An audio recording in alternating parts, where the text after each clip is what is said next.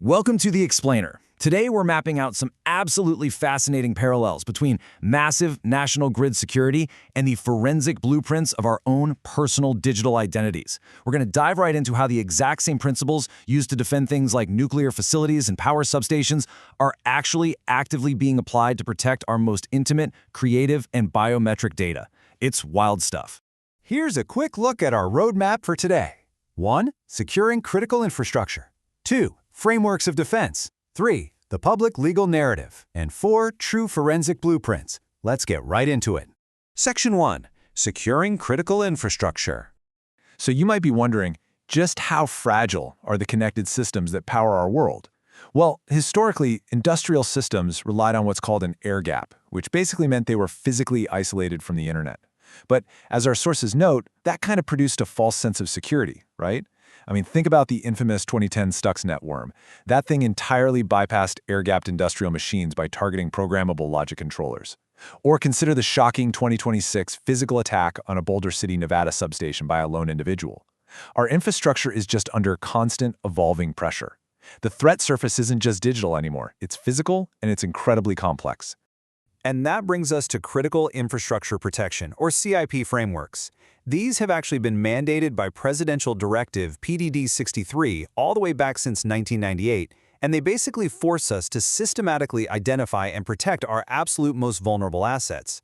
You see, CIP recognizes that certain systems are literally vital to national security and our everyday well-being, so it demands a really rigorous methodology for evaluating vulnerabilities and setting up rock-solid defenses against catastrophic failure.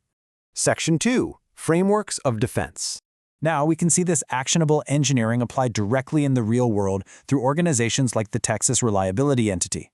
They utilize a layered defense-in-depth strategy. What does that mean? Well, it means they don't just, put up a single firewall and call it a day. No way. They rely on overlapping processes, cutting-edge tech, and human oversight to stop incursions dead in their tracks. It requires absolutely rigorous, continuous network monitoring and super precise asset tracking of everything, from physical removable media to transient cyber assets. And this breaks down beautifully into how regulatory standards are divided into 3 distinct pillars: preventative, detective, and corrective controls.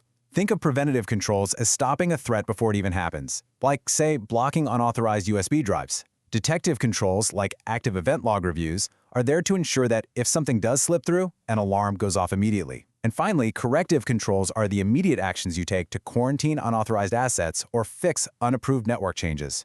It's this continuous, non-stop loop of defense. So these controls actually form the foundation of the 6-phase US CIP lifecycle, which dictates exactly how we manage a threat before, during, and after an event. It kicks off with analysis and assessment to find those hidden vulnerabilities, then moves to remediation to patch them up before an attack happens. Then you've got indications and warnings to keep an eye on the environment. If an event actually goes down, mitigation limits the damage, incident response eliminates the threat entirely, and reconstitution rebuilds whatever was lost. But here's the kicker. Every single phase relies on knowing exactly what your system looked like before the attack. A crucial technical mechanism in pulling this defense off, especially in that detective phase, is File Integrity Monitoring, or FIM. FIM essentially acts like a digital tripwire. It calculates a mathematical cryptographic checksum of a file when it's in its pristine state, establishing a rock-solid known good baseline. Then it continuously compares the current state of the file against that baseline. If even a single byte changes, boom, the checksum changes and the system knows immediately that tampering has occurred. Section 3. The public legal narrative.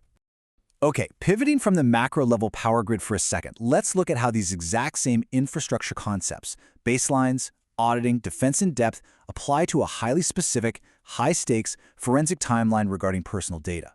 This chronological map shows a really complex sequence of events, highlighting how totally independent tracks of corporate litigation and personal digital security collided over just a few months. Notice the rapid-fire succession here. In September 2025, a specific narrative gets distributed. Just a month later, in October, an out-of-court settlement is reached. Then, on a totally separate track, in March 2026, there's a defensive submission of actual platform vulnerabilities. To really grasp this timeline, we need to look at what was actually inside these documents. So, let's impartially contrast the 2 core sets of documents we're talking about here. On the left side, we have the 17-page narrative.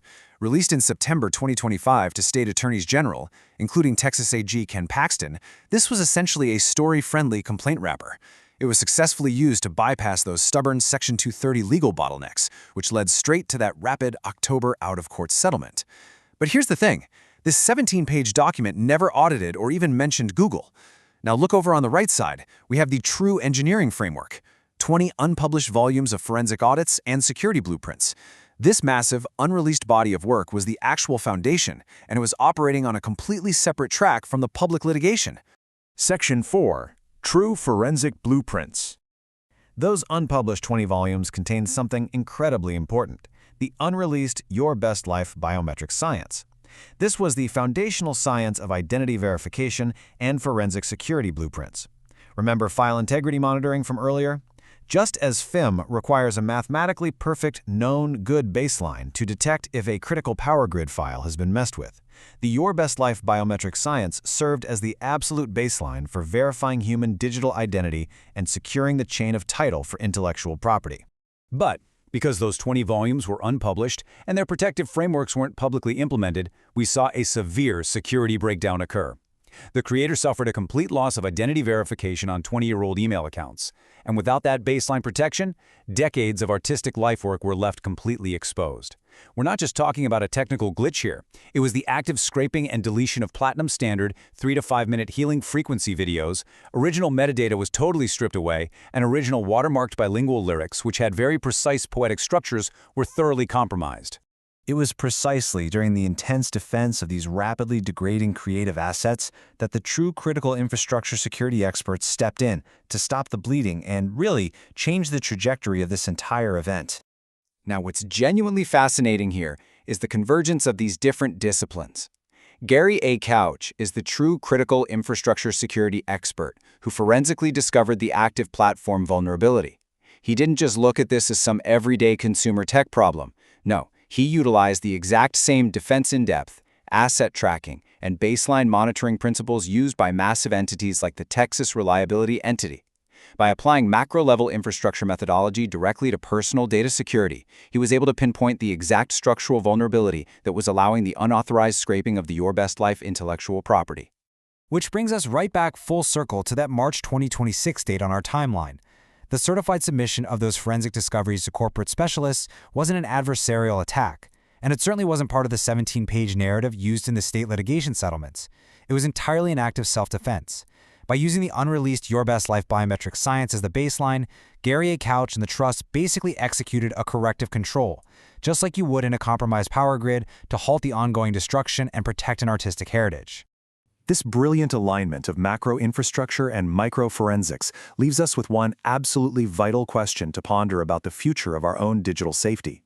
If we inherently understand that national power grids and industrial systems require rigorous, multi-layered integrity monitoring just to survive, shouldn't our personal biometric identities, our intellectual property, and our creative lifework demand the exact same standard of defense? As our physical and digital lives continue to merge, the blueprints for our protection are already written. We just have to choose to implement them. Thanks so much for joining me on this explainer, and I'll see you next time.